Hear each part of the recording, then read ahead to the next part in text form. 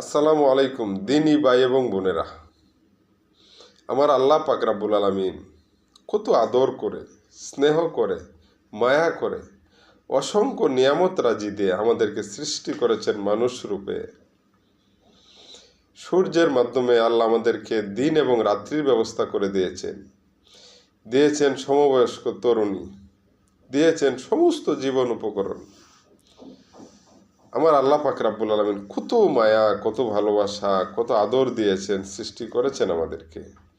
একটা কথা আছে, আমরা আল্লাহর পরিচয় সম্পর্কে বেশি বেশি জানবো। যদি জানি তাহলে ইবাদতে আমরা বেশি মানসিক প্রশান্তি পাব।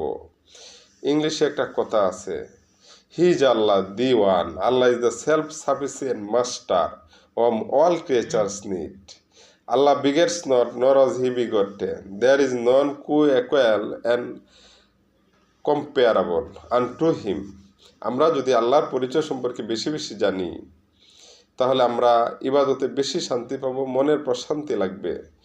সুতরাং আমরা সকলেই আল্লাহর ইবাদত মনোযোগী হই এবং দুনিয়া আখিরাতে কামিয়াবি হই।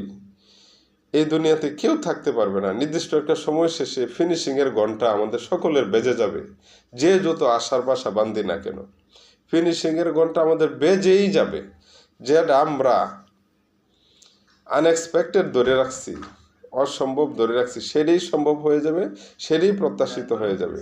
সোজা হওয়ার দিন চলেই আসবে। সুতরাং আমরা সময় থাকতে সবাই সতর্ক হই, দ্বীনি জ্ঞান অর্জন করি, বেশি বেশি ইবাদতে মশগুল হই। আল্লাহ পাক রব্বুল আলামিন আমাদের সকলকে হেফাজত করুন, আমিন। আসসালামু আলাইকুম।